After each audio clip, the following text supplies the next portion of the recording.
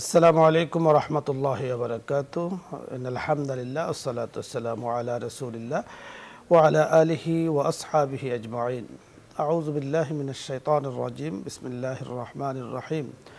কুল in কুনতুম তুহিব্বুনাল্লাহা ফাত্তাবিউনি ইউহিব্বুকুমুল্লাহ ওয়া ইয়াগফির লাকুম যুনুবাকুম ওয়াল্লাহু গফুরুর রহিম। সাদাকাল্লাহুল মাওলানাল আযীম ওয়া সাদাকা রাসূলুহুন নবিয়্যুল কারীম। সুপ্রিয় দর্শক মণ্ডলী, কাছে দূরে, দেশে এবং দেশের বাইরে যে অবস্থান থেকে চোখ রেখেছেন নিউজ 24 এর লাইভ অনুষ্ঠান, আপনাদের প্রিয় অনুষ্ঠান ইসলাম আমরাকে দেখার জন্য সকলকে উক্ত অনুষ্ঠান ও চ্যানেলের পক্ষ থেকে ধন্যবাদ, মোবারকবাদ জানিয়ে আজকের সুন্দর আয়োজন শুরু করতে যাচ্ছি। আল্লাহ রাব্বি করিম রসুল আকরাম সাল্লাল্লাহু আলাইহি ওয়াসাল্লামের মহাব্বতকেই নিজের মহাব্বত বলে আল্লাহ তাআলা পবিত্র কোরআনে ঘোষণা দিয়েছেন। তিনি বলেছেন, তোমরা যদি আল্লাহ পাককে মহাব্বত করতে চাও, আল্লাহ পাকের মহাব্বত পেতে চাও, তাহলে আল্লাহর হাবিব সাল্লাল্লাহু আলাইহি সাল্লামকে মহাব্বত করার কথা বলেছেন। এবং পরের আয়াতের পরের অংশে তিনি বলেছেন, তিনি এই ইত্তেবায়ে রাসূলের অনুসরণ করার কারণে আল্লাহ তাআলা জীবনের গুনাহগুলো মাফ করে দিবেন। সুবহানাল্লাহ, তিনি ক্ষমাকারী, ক্ষমা করতেই তিনি পছন্দ করেন। তাই আজকে আমরা রাসূল আকরাম সাল্লাল্লাহু আলাইহি সাল্লামের আনুগত্যই মুক্তির পথ এই বিষয় নিয়ে কথা বলবো। কথা বলার জন্য যিনি আমাদের সাথে আছেন, বিশিষ্ট ইসলামী চিন্তাবিদ, মিডিয়া আলোচক, মিডিয়া উপস্থাপক, অত্যন্ত চমৎকার সুন্দর সগোছাল আলোচনা করে থাকেন দীর্ঘদিন থেকে, যিনি মিডিয়ার কাজ করে থাকেন, শেখ নাজির মাহমুদ, খতিব, ঢাকা বিশ্ববিদ্যালয় কেন্দ্রীয় জামে মসজিদ। আসসালামু আলাইকুম ওয়া রাহমাতুল্লাহি ওয়া বারাকাতুহু। ওয়া আলাইকুম আসসালাম ওয়া রাহমাতুল্লাহ। শেখ কেমন আছেন? আলহামদুলিল্লাহ, আপনি কেমন আছেন? আলহামদুলিল্লাহ, আল্লাহ তাআলা ভালো রেখেছেন। আজকে আপনার কাছে আমরা জানবো যে ইত্তেবায়ে রাসূল আকরাম সাল্লাল্লাহু আলাইহি সাল্লামের আনুগত্যই যে মুক্তির পথ। আসলে আমরা দেখেছি শারীরিক, মানসিক, দৈহিক, ইসলামের দিনই সর্বদিক থেকেই রাসূলের আনুগত্য অনুসরণকার মাঝে কিন্তু মুক্তি রয়েছে। এ সম্পর্কে বিস্তারিত আপনার কাছে আমরা শুনবো। আলহামদুলিল্লাহ ওয়ালিহি ওয়াসসালাতু লিআহলিহি ওয়া বা'দ। আপনি চমৎকার একটি বিষয়ের উপস্থাপনা করেছেন, এই জন্য আপনাকে আন্তরিক ধন্যবাদ জানাচ্ছি। আসলে আল্লাহ রাব্বুল আলামিন পৃথিবীতে মানুষ পাঠিয়ে মানুষ কিভাবে চলবে এটার দিক নির্দেশনা দিয়েছেন। যখন আমাদের আদি পিতা আদম আলাইহিস সালাম পৃথিবীতে আসলেন, তখন আল্লাহ পাক বলছিলেন যে তোমরা নিচে নেমে যাও, কুল নাহবিতু মিনহা জামিআ ফাইম্মা ইয়াতিয়ান্নাকুম মিন্নী হুদান ফামান তাবিআ হুদায়া ফালা খাউফুন আলাইহিম ওয়া লা হুম ইয়াহজানুন ওয়াল্লাযীনা কাফারু ওয়া কাযযাবু বিআয়াতিনা উলাইকা আসহাবুন নার হুম ফিহা খালিদুন। তিনি বললেন যে তোমরা সবাই নিচে নেমে যাও, তবে আমার পক্ষ থেকে তোমাদের কাছে হেদায়েত যাবে। যারা হেদায়েতের অনুসরণ করবে তাদের কোনো ভয় নেই, কোনো চিন্তা নাই, দুনিয়া আখিরাত উভয় জগতে তারা মুক্তি পেয়ে যাবে। আর যারা এটাকে অস্বীকার করবে তাদের জন্যই রয়েছে জাহান্নাম। তো এই মুক্তির বিষয়ে আল্লাহ পাক আগেই ঘোষণা দিয়েছেন। এই জন্য যেই উম্মতের জন্য যেই নবী এসেছেন, যেই উম্মতের জন্য যেই কিতাব প্রেরণ করা হয়েছে, ওই উম্মতের নাজাতের একমাত্র রাস্তা হলো এটা, যে উম্মতের জন্য যেটা। সুতরাং আখিরি জামানার বিশ্বনবী সাল্লাল্লাহু আলাইহি ওয়াসাল্লামের ওহী প্রাপ্তির পর থেকে কিয়ামত পর্যন্ত আগত সমস্ত মানুষের জন্য একমাত্র রাস্তা হলো মুহাম্মদ রাসূলুল্লাহ সাল্লাল্লাহু আলাইহি ওয়াসাল্লামের আনুগত্য এবং তিনি যে বিধান নিয়ে এসেছেন এটাই একমাত্র মুক্তির একমাত্র পথ। যেমন আল্লাহ পাক কোরআনুল কারীমের মধ্যে বলেছেন, ওমা আতাকুম রাসূলু ফাখুযুহু ওমা নাহাকুম আনহু ফান্তাহু, যে আমার রসুল তোমাদের জন্য যা নিয়ে এসেছেন, যা নির্দেশ করেছেন এটা তোমার পালন করবে, আর যা নিষেধ করেছেন এর থেকে বিরত থাকবে। দ্যাটস এনাফ, তোমার জীবনের জন্য এটাই এনাফ। দুনিয়া আখিরাতের কল্যাণের জন্য, দুনিয়ার প্রশান্তি, দুনিয়ার মুক্তি, আখিরাতের মুক্তি সব এটার মধ্যে রয়েছে। সুতরাং রসুল পাক সাল্লাল্লাহু আলাইহি ওয়াসাল্লামের আনুগত্য করা প্রতিটি ক্ষেত্রে, জীবনের প্রতিটি ক্ষেত্রে, প্রতিটি পদক্ষেপে রসুলের আনুগত্য করা, এটাই হলো একমাত্র মুক্তির পথ। আপনি যদি দেখেন যে আল্লাহর হাবিব সাল্লাল্লাহু আলাইহি ওয়াসাল্লামকে কেমন সময় ওহী প্রেরণ করা হয়েছিল, নবুয়ত দেওয়া হয়েছিল। আমরা যদি দেখি ঈসা আলাইহিস সালামকে দুনিয়া থেকে নিয়ে যাওয়ার পরে প্রায় 560-70 বছর পৃথিবীতে কোনো নবী আসেন নাই। এই জন্য পৃথিবীটা একদম অন্ধকারে ডুবে গিয়েছিল, যেই যুগকে জাহিলি যুগ বলা হয়, আইএমএ জাহিলিয়াত বলা হয়, জাহিলি যুগ বলা হয়। এই যুগে মানুষ এতটাই পাপের মধ্যে নিমজ্জিত হয়ে গিয়েছিল যে পিতা তার নিজের কন্যা সন্তানকে জীবন্ত কবর দিত। এরকম উদাহরণ বহু আছে, হাজারো উদাহরণ আমরা দিতে পারি যে তারা মুক্তির কোনো রাস্তা দাঁতের সামনে ছিল না, তারা এতটাই অন্ধ হয়ে গিয়েছিল।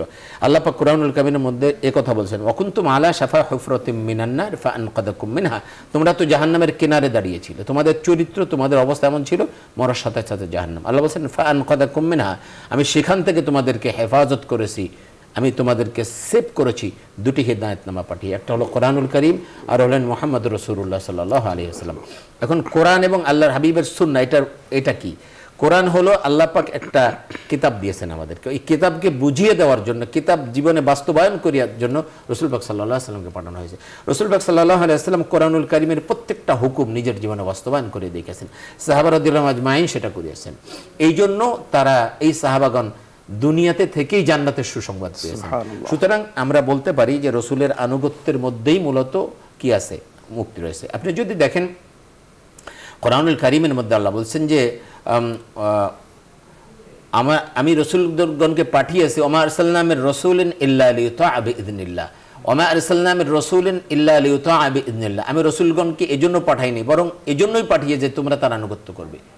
ওমা আরসালনামির রসুলিন, আপনি তো জানেন আরবি মানে বাক্যটা কেমন, ওমা আরসালনামির রসুলিন, আমি রসুলকে পাঠাই নাই, হ্যাঁ এজন্য পাঠিয়েছি, ইল্লা লিয়ুতাআ বিইذনিল্লাহ, আল্লাহর নির্দেশ ক্রমে তোমরা তার আনুগত্য করবে। এই রসুলের আনুগত্য করা এটা আল্লাহর নির্দেশ, আর এটার মধ্যেই হচ্ছে আমাদের মুক্তি। সুতরাং জীবনের প্রতিটি ক্ষেত্রে রসুলের আনুগত্য করা এটাই হচ্ছে আমাদের জন্য নির্দেশ। আমরা যদি একটা হাদিস দেখি, আমরা অনেকে মনে করি যে ধর্ম যে কোনো একটা মানলেই হয়, এই হাদিসটা তাদের জন্য খুবই জরুরি, গুরুত্বপূর্ণ। একবার অর্থাৎ ওমর রাদিয়াল্লাহু আনহু সহ কয়েকজন সাহাবী মসজিদে নববীর মধ্যে বসে তাওরাতের কিছু পাতা দেখছিলেন, তাওরাতের একটা পাতা নিয়ে ওনা পড়তেছিলেন। এই সময় আল্লাহর হাবিব সেখানে ঢুকলেন, ঢোকার পরে তিনি সাহাবীদেরকে ডাকলেন, বললেন যে তোমরা তাওরাত পড়তেছো, শোনো তাহলে যে ওয়াল্লাযী নাফসু মুহাম্মাদিন বিয়াদিহি লাউ বাদাআকুম মূসা ফাত্তাবা'তুমুহু ওয়া তারাকতুমুনি লাদাল্লালতুম আন সাওয়াইস সাবিল। এই মুহূর্তে যদি মূসা আবির্ভূত হয়, মূসার উপরে তো তাওরাত অবতীর্ণ হয়েছিল, তাওরাত বাদ দাও, মূসা যদি এই মুহূর্তে আবির্ভূত হয় আর আমাকে বাদ দিয়ে, আমার শরীয়ত বাদ দিয়ে যদি তোমরা মূসার আনুগত্য করো, তাহলে তোমরা পথভ্রষ্ট হয়ে যাবে। ওয়ালাউ কানা হাইয়ান ওয়া আদরাকা নবুওয়াতি লাত্তাবা'নি ওয়া ফি রিওয়ায়াতিন মা ওয়াসাআহু ইল্লা ইত্তিবাই। আল্লাহর হাবিব বলছেন যে দেখো, মূসা যদি এখন আবির্ভূত হতো আর আমাকে পেত, তাহলে তিনিও আমার আনুগত্য করতেন। এবং অন্য রিওয়ায়াতে আসছে যে আমার আনুগত্য ব্যতীত মূসারও কোনো নাজাতের ব্যবস্থা ছিল না, আমার আনুগত্য ব্যতীত মূসাও নাজাত পেত না। এই জন্য তো শেষে যখন ঈসা আলাইহিস সালাম দুনিয়াতে আসবেন, তিনি আল্লাহ রসুলের আনুগত্য করবেন, কারণ আল্লাহ রসুলের আনুগত্য ছাড়া তারও মুক্তির কোনো উপায় থাকবে না। চমৎকার আপনি বলছিলেন। দর্শক মণ্ডলী, হযরত ঈসা আলাইহিস সালাম জগতের বুকে আগমন করবেন, তবে তখন নবী হিসাবে নয়, রাসূল আকরাম সাল্লাল্লাহু আলাইহি সাল্লামের উম্মত হিসাবে, শরীয়তে মুহাম্মদীর প্রচারক হিসাবে তিনি জগতের বুকে আগমন করবেন। সত্যি রাসূল আকরাম সাল্লাল্লাহু আলাইহি সাল্লামের সুন্নাহ অনুসরণেই মুক্তির উপায়। রাসূল আকরাম সাল্লাল্লাহু আলাইহি সাল্লাম জগতের বুকে আসার আগে জগতের যে অবস্থা ছিল তা আমাদের কারো কাছে অজানা নয়, অন্ধকার আচ্ছন্ন ছিল, অন্ধকারে নিমজ্জিত ছিল পুরো সমাজ ব্যবস্থা। রাসূল আকরাম সাল্লাল্লাহু আলাইহি সাল্লাম এসেছেন, আদর্শ দিয়েছেন, আদর্শ যারা মেনেছেন তারা উন্নতির উচ্চ শিখরে পৌঁছেছেন, মুক্তি পেয়েছেন। সাহাবায়ে কেরাম রিদওয়ানুল্লাহি আলাইহিম আজমাইন তেমনটি বারবার বলেছেন। আল্লাহ পাক নিজেও কোরআনে ঘোষণা দিয়েছেন, তোমরা ছিলে একেবারে জাহান্নামের গর্তের কিনারায়। আল্লাহ পাক রাসূল আকরাম সাল্লাল্লাহু আলাইহি সাল্লাম তথা দিন দিয়ে, ইসলাম দিয়ে তাদেরকে মুক্তি দিয়েছেন। সুতরাং এই ইসলাম ধর্মই যিনি পালন করছেন, যিনি পালন করবেন, আল্লাহ পাক তাদের উপরে সন্তুষ্ট হবেন। বলেছেন ওয়ারাদিতু লাকুমুল ইসলাম দীনা, তোমাদের জন্য আমি সন্তুষ্ট, আল্লাহ পাকের কাছে মনোনীত একমাত্র ধর্ম ইসলাম। আল্লাহ রাব্বুল কারীম আমাদেরকে কথাগুলো বোঝার তৌফিক দান করুন।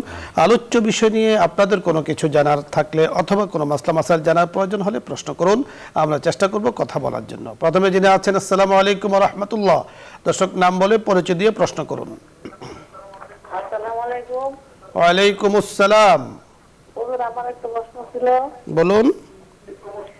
হুজুর, আমার স্বামী মানে রোজাতে নিয়ত করছে যে এতিমদেরকে খাওয়াবে, বুঝছেন? টিভির ভলিউম কমিয়ে কথা বলি। এখন মনে করেন এতিম, মনে করেন সবাই মাদ্রাসাতে তো সবাই এতিম না, এর বাদে এতিম ছাড়াও আছে। অন হ্যাঁ নিশ্চয় হয়েছে যে এতিম বাচ্চাদের খাওয়াবে, এর ভিতরে তো মনে করেন এতিম ছাড়াও আছে। এটা কেমনে কি করবো একটু বাংলায়। ধন্যবাদ, আমরা বুঝতে পেরেছি। আপনি শুনতে থাকুন। এতিম বাচ্চাদেরকে খাওয়াতে চাচ্ছেন, সম্ভবত ওনার স্বামী। কাজটি অত্যন্ত বরকতময়। জি, নিঃসন্দেহে যে কোনো মানুষকে খাওয়ানোই বরকতময় কাজ। আল্লাহ রাসূল সাল্লাল্লাহু আলাইহি সাল্লাম এটা বলেছেন, মানুষকে আপ্যায়ন করা, মানুষকে খাওয়ানো, এটা তো অত্যন্ত মানে বরকতের কাজ। বিশেষ করে এতিমদেরকে যখন লালন পালন করা হয়, এতিমদের উপরে ভালোবাসা দেখানো হয়, তাদেরকে খাওয়ানো হয়, এটা অবশ্যই বরকতের। আপনারা এখানে আমরা একটু কথা যোগ করতে চাই যে আল্লাহ তাআলা কোরআনে কারীমের মধ্যে যেমনটি বলেছেন, ওয়ালা ইয়াহুদ্দু আলা তাআমিল মিসকিন, মিসকিন, ইয়াতীম, গরীব, যারা আপনার কাছে চাইতে আসে, অসহায়, দরিদ্র, তাদেরকে আমি পারলে দেব, না পারলে সুন্দর কথা বলবো, না পারলে তাকে সুন্দরভাবে বিদায় দিব। ধমক দেওয়ার অথবা কটু কথার, অশ্লীল কথাবার্তা বলার কোনো অধিকার কিন্তু আল্লাহ পাক আমাদেরকে দেয় নেই। পরবর্তী দর্শক, আসসালামু আলাইকুম ওয়া রাহমাতুল্লাহ। আসসালামু আলাইকুম। আপনি প্রশ্ন করুন। আমি আমার আত্মীয়তার সাথে সম্পর্ক রাখতে পারতেছি না, আমার ভাই রাগ করে, সেই কারণে তার জন্য আমি কি করতে পারি? আমরা বুঝতে পেরেছি, ধন্যবাদ, বুঝতে পেরেছেন। জি বোন, আমরা খুব স্পষ্ট এবং স্পর্শকাতর একটি বিষয় আমরা একটু কথা বলি। সেটা হলো যে আল্লাহ রাসূল সাল্লাল্লাহু আলাইহি ওয়াসাল্লাম বলেন, লা ইয়াদখুলুল জান্নাতা কাতিউ রাহমিন, যে আত্মীয়তার সম্পর্ক ছিন্নকারী জান্নাতে প্রবেশ করবে না। তো আল্লাহর হাবিব সাল্লাল্লাহু আলাইহি ওয়াসাল্লামের কথা শুনে সাহাবা বললেন, ইয়া রাসূলুল্লাহ, আমি তো আমার আত্মীয়র সাথে ভালো সম্পর্ক রাখতে চাই, কিন্তু আত্মীয় আমার সাথে ভালো সম্পর্ক রাখে না, সে আমার সাথে খারাপ ব্যবহার করে, আমি কি করতে পারি? তখন আল্লাহর হাবিব সাল্লাল্লাহু আলাইহি ওয়াসাল্লাম বললেন যে দেখো, তুমি আত্মীয় তোমার সাথে ভালো ব্যবহার করলে তুমি তার সাথে ভালো ব্যবহার করবে, সম্পর্ক রাখলে তুমি সম্পর্ক রাখবে, এটাকে আত্মীয়তার সম্পর্ক রক্ষা করা বলে না, বরং এটাকে আত্মীয়তার সম্পর্ক রক্ষা করা বলে যে আত্মীয় তোমার সাথে খারাপ ব্যবহার করার পরেও তুমি তার সাথে ভালো ব্যবহার করবে, আত্মীয় তোমার সাথে সম্পর্ক ছিন্ন করার পরেও তুমি তার সম্পর্ক জুড়ে রাখবে, এটার নাম হলো আত্মীয়তা রক্ষা করা।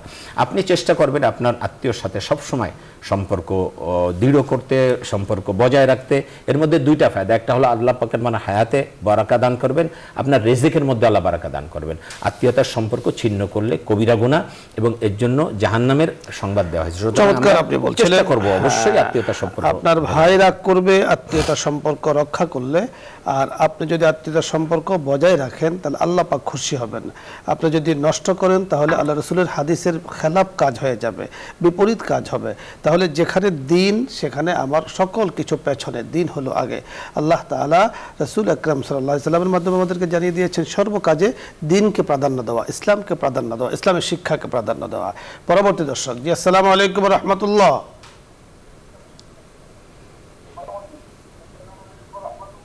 ওয়ালাইকুম আসসালাম। হুজুর, জি, ডাক্তার না, প্লিজ আমার কথাগুলো একটু শেষ করতে দেন, শেষ করতে দেন। বলুন, আমি বলুন। উমরা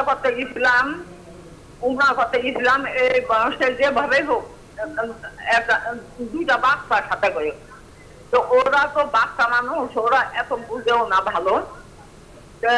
আমি ওই হারাম শরীফটা 14 বার পাক দেখি, আর ছাপা মারোয়াও 14 বার পাক দেখি।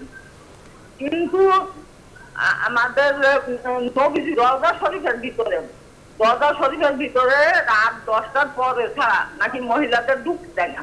হ্যাঁ, এই কথা ওরা জানতো না। ওরা আমার 2 পরে নিয়ে এসে নিয়েছে ওখানে, 2 পরে রোদ্দুর মধ্যে আমাকে ওখানে খাওয়া করছে, সব চলে দিয়েছেন। তারপরে একজন পরিচিত মানুষ দেখি আমাদের ধরে নিয়ে চলে গেছেন, তখন আমার জ্বর আহিয়ে গেছিল। আমি অবশ্যই আপনার জানার বিষয় কি তাই বলুন। সম্মুখে ছাপা প্রশ্ন কি ওইটাই আর কি। আমি রওজা শরীফের ভিতরে যে 2 রাকাত নামাজ, আমরা বুঝতে পেরেছি, ধন্যবাদ, ধন্যবাদ। আপনি কয়েকবারই এই বিষয় নিয়ে জানতে চেয়েছেন। আপনি মক্কা মদিনায় গিয়েছেন, তাওয়াফ করেছেন, সাই করেছেন, 14 পাক দিয়েছেন, আপনার উমরা হয়ে গিয়েছে কমপ্লিট।